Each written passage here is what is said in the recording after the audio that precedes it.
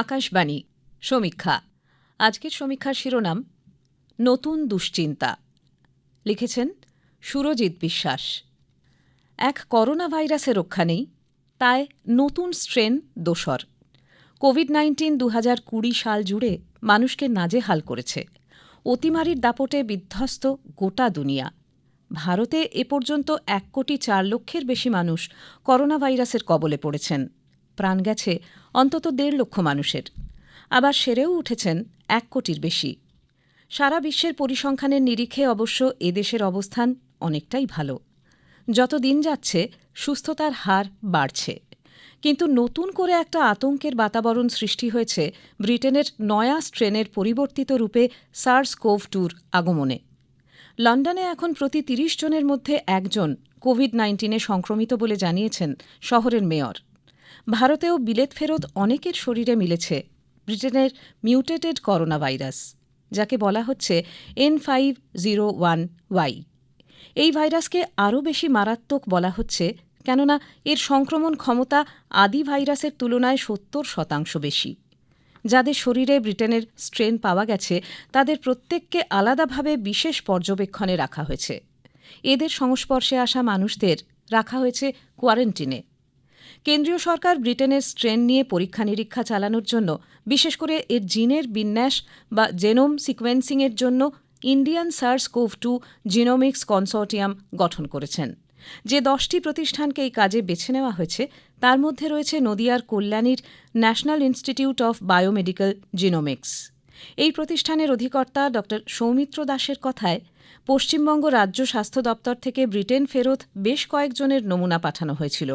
তাদের মধ্যে Covid positive একজনের জিনের বিন্যাস বা জিনোম সিকোয়েন্স থেকে জানা যায় যে তিনি করোনা ভাইরাসের নতুন স্ট্রেনে আক্রান্ত। এই রিপোর্ট তাঁরা ন্যাশনাল সেন্টার ফর ডিজিজ কন্ট্রোলে পাঠিয়ে দেন।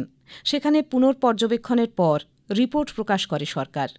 কল্যাণীর জিন গবেষণা কেন্দ্রের বিশিষ্ট অধ্যাপক পার্থপ্রতিম মজুমদার জানালেন, অন্যান্য ভাইরাসের মতো করোনা ভাইরাসের রূপান্তরও স্বাভাবিক। তার আরএনএর পরিবর্তনকেই আমরা মিউটেশন বলে থাকি।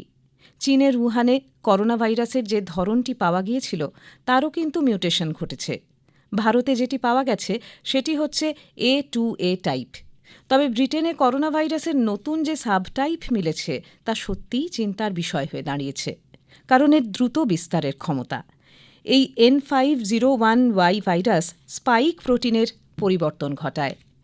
এখন সাধারণ মানুষের প্রশ্ন হল, অনুমোদিত ভ্যাকসিনগুলি কি এই নতুন স্ট্রেনকে প্রতিহত করতে পারবে? উত্তর একটাই, হ্যাঁ। বাজারে যেসব করোনা ভ্যাকসিন আসতে চলেছে সেগুলি এই নতুন সাবটাইপটিও প্রতিরোধ করতে সক্ষম।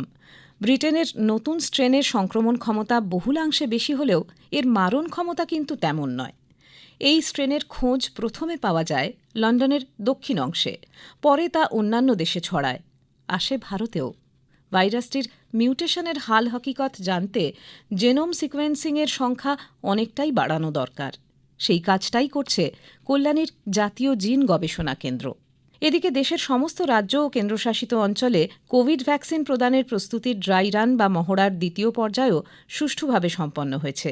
ওষুধ নিয়ামক কর্তৃপক্ষের অনুমোদন পাওয়া ভ্যাকসিন কোভিশিল্ড এবং কোভ্যাক্সিন যাতে সমস্ত জেলায় প্রয়োজন অনুযায়ী ঠিকমতো পৌঁছে দেওয়া যায় তা নিশ্চিত করতেই এই মহড়ার ব্যবস্থা করা হয়। করোনা ভাইরাসের নতুন স্ট্রেন ব্রিটেনকে পুনরায় সম্পূর্ণ লকডাউনের পথে যেতে বাধ্য করেছে। বিশ্ব স্বাস্থ্য সংস্থার উদ্বেগ বাড়িয়েছে ইউরোপের করোনা পরিস্থিতি। ভারতে সংক্রমণ এবং মৃত্যুহার লাগাতার নিম্নমুখী থাকলেও সতর্কতায় ঢিলেমির কোনো অবকাশ নেই। নতুন স্ট্রেনের প্রকোপ নিয়ন্ত্রণে আবার যাতে লকডাউন না করতে হয় সেজন্য কড়া নজরদারি বজায় রাখতেই হবে। এক্ষেত্রে যেমন রাষ্ট্রের দায়বদ্ধতা রয়েছে, তেমনি আমজনতার ভূমিকাও কম জরুরি নয়। মনে রাখতে হবে, মাস্ক, স্যানিটাইজার ব্যবহারে এবং শারীরিক দূরত্ব রক্ষায় অনীহা বা বেপরোয়া মনোভাব নতুন করে বিপদ ডেকে আনতে পারে। সুরক্ষাবিধি মেনে চলার দিন কিন্তু এখনও শেষ হয়নি। সমীক্ষা শেষ হল। এটি লিখেছেন সুরজিৎ বিশ্বাস।